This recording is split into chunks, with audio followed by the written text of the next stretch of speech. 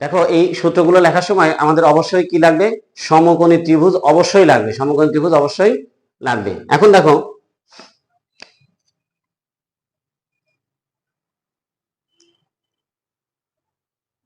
এইটা একটা রশ্মি ও এক্স এদিকে চলে গিয়েছে এবং আরেকটি রশ্মি আমি এই দিকে গেল, এটার নাম দিলাম আমি ও ওয়াই।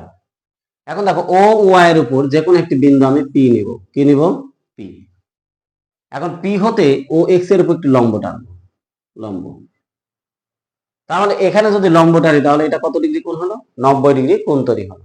তাহলে আমাদের পি ও এম একটি সমকোণী ত্রিভুজ, কি ত্রিভুজ, সমকোণী ত্রিভুজ। ঠিক একই রকম ভাবে আমরা আরেকটা ত্রিভুজ এঁকে নেব।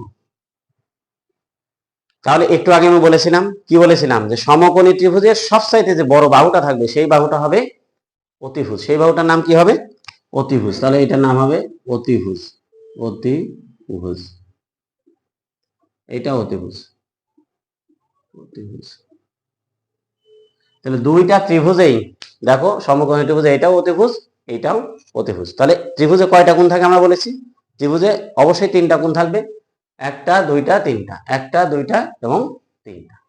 এখন দেখো এই কোণটা 90 ডিগ্রি, এই কোণটা কি 90 ডিগ্রি। তাহলে একটা ত্রিভুজে মোট তিন কোণ যদি 90 ডিগ্রি থাকে, অর্থাৎ আমাদের পি কোণ যোগ হলো ও কোণ যোগ হলো এম কোণ সমান কত ডিগ্রি, 180 ডিগ্রি যদি হয়, তিন কোণের যোগফল যদি 180 ডিগ্রি হয়, তাহলে আলাদাভাবে দেখো তিন কোণের যোগফল যদি 180 ডিগ্রি হয়, তাহলে আলাদাভাবে এম দেখো, এই যে এম, এম মানে কত ডিগ্রি, 90 ডিগ্রি। এই 90টা সমানের কোন পাশে আছে, বাম পাশে। তাহলে এটা যদি ডান পাশে যায় তাহলে কি হবে, পি কোণ যোগ ও কোণ সমান হলো 180 বিয়োগ 90। তাহলে পি কোণ যোগ ও কোণ সমান হলো 90। এখন দেখো দুইটা কোণ যোগফল পি কোণ এবং ও কোণ, অর্থাৎ পি কোণ এবং ও কোণ, এই দুইটার যোগফল হলো কত ডিগ্রি, 90 ডিগ্রি। তাহলে আলাদাভাবে আমি যদি বলি পি কোণটা, পি কোণ শুধু পি কোণ যদি আমি বলি তাহলে কি হচ্ছে 90 ডিগ্রি মাইনাস ও কোণ। আবার যদি বলি শুধু ও কোণ, শুধু পি কোণ ও কোণ, তাহলে কি হবে 90 ডিগ্রি মাইনাস পি কোণ। তাহলে আলাদাভাবে এই কোণটা 90 থেকে কম, আলাদাভাবে এই কোণটাও 90 থেকে কম, ঠিক একই রকম এটাও 90 থেকে কম, এটাও 90 থেকে কম।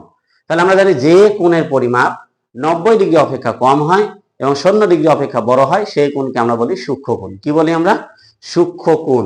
তাহলে এখানে কয়টা সূক্ষ্ম কোণ পেলাম আমরা, দুইটা সূক্ষ্ম কোণ, এইটা একটা সূক্ষ্ম কোণ এবং এইটা একটা সূক্ষ্ম কোণ। তাহলে মনে করো যে প্রথমে আমি এইখানে সূক্ষ্ম কোণটা ধরে নিলাম, এইখানে সূক্ষ্ম কোণ, সেটার নাম দিলাম আমি কি, থিটা, সেটার নাম কি দিলাম, থিটা। তাহলে এইটা যদি সূক্ষ্ম কোণ হয় এটাকে আমরা বলছি থিটা, থিটা, থিটা।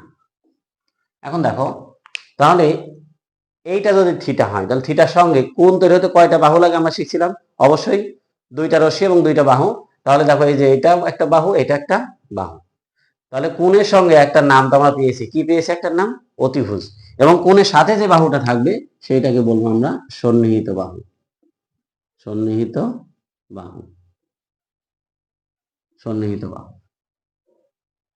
আর তাহলে কোণটা কোন দিকে যাচ্ছে, এইদিকে, কোণটা কোন দিকে যাচ্ছে আমাদের হাতের, দেখো এইদিকে যাচ্ছে।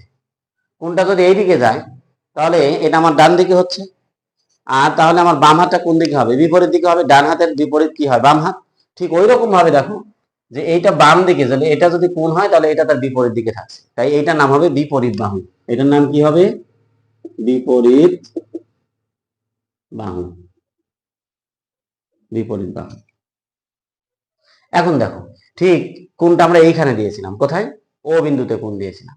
তাহলে কোণটা যদি আমরা পি বিন্দুতে দিই, কোথায় দিই, পি বিন্দুতে দিলাম, এবার থিটা কোণ কোথায় দিলাম, পি বিন্দুতে।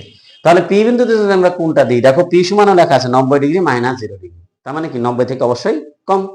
90 থেকে কম হলে এটাও সূক্ষ্ম কোণ, এটাও সূক্ষ্ম কোণ। অর্থাৎ ত্রিকোণমিতিতে আমরা যে অনুপাতগুলো ব্যবহার করব, বাহুগুলো, সমকোণী ত্রিভুজের যে বাহুগুলো অনুপাত ব্যবহার করব, এই বাহুগুলো হবে সূক্ষ্ম কোণের সাপেক্ষে। কোন কোণের সাপেক্ষে, সূক্ষ্ম কোণের সাপেক্ষে। তাহলে আমরা এখন এইটা যদি সন্নিহিত থিটা আছে তাহলে এটার নাম কি হবে, সন্নিহিত বাহু, সন্নিহিত বাহু,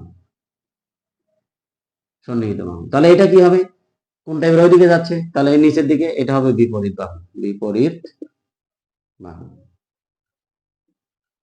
বিপরীত বাহু। তাহলে দেখো আমরা ত্রিকোণমিতিতে যে অঙ্ক করবো, আবার আমি রিপিট করছি, যে অঙ্কগুলো করব এই অঙ্কগুলো হবে সমকোণী ত্রিভুজের সূক্ষ্ম কোণের সাপেক্ষে যে বাহুগুলো থাকবে তাদের যে অনুপাত হবে সেই অনুপাতকে বলবো আমরা ত্রিকোণমিতিক অনুপাত। ত্রিকোণমিতিক অনুপাত।